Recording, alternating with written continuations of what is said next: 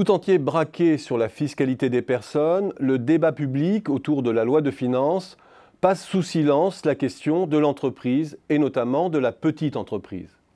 Or, faire croître les PME pour qu'elles deviennent demain des ETI constitue une épine dorsale de la doctrine industrielle macroniste, comme elle était celle du rapport Attali.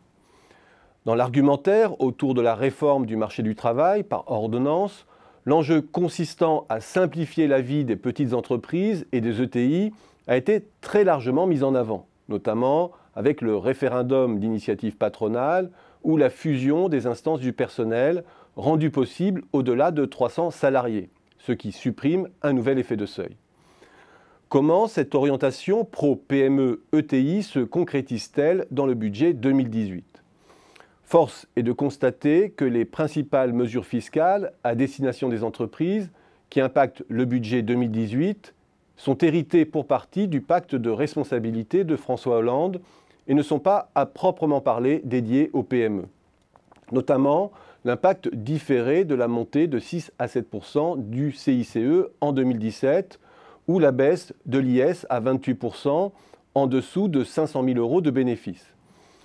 Cette dernière mesure introduit de fait une progressivité du taux de l'IS, favorable aux plus petites entreprises. Mais il ne s'agit que d'une étape dans un processus de baisse à 25% qui s'appliquera à horizon 2022 à l'ensemble des entreprises.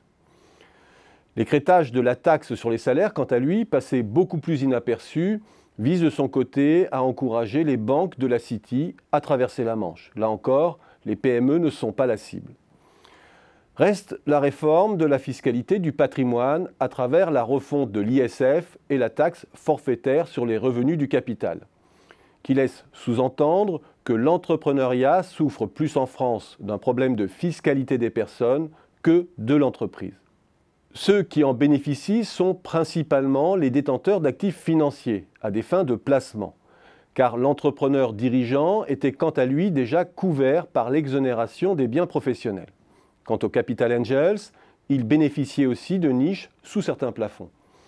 À première vue, donc, l'évolution de la fiscalité des personnes semble davantage mue par le projet plus général qui consiste à flécher l'épargne vers les agents non financiers, entreprises ou États, sans condition de nationalité ou de taille. Difficile d'en faire, en première lecture, un emblème de l'action pro-entrepreneuriat du gouvernement. Ce que je dis là n'est cependant pas tout à fait exact. Le nouveau dispositif libère l'entrepreneur ou les business angels des divers critères limitatifs qui permettaient d'accéder aux différentes niches. L'exemption d'ISF, du capital financier, qu'il soit qualifiable ou non de bien professionnel, que l'on détienne plus ou moins de 25% du capital, que l'on dirige ou non l'entreprise, simplifie grandement la vie des entrepreneurs et solutionne beaucoup de problèmes au moment de la transmission ou dans le cas où un entrepreneur souhaite s'engager dans une gestion active de son capital. Céder une portion de ses parts pour les réinvestir ailleurs, scinder son entreprise, la fusionner, se désengager de la direction, etc. Le nouveau contexte crée indubitablement une nouvelle flexibilité favorable par exemple aux serial entrepreneurs. On cherche cependant la mesure pleinement destinée aux PME ETI dans ce budget, plus lourdement taxées que les plus grandes entreprises, faute de pouvoir optimiser. Et finalement, le choix de la simplicité qui a été fait à travers la refonte de l'ISF et de la flat tax crée en contrepartie beaucoup d'effets d'aubaine qui ne sont pas destinés à proprement parler aux entrepreneurs purs et durs.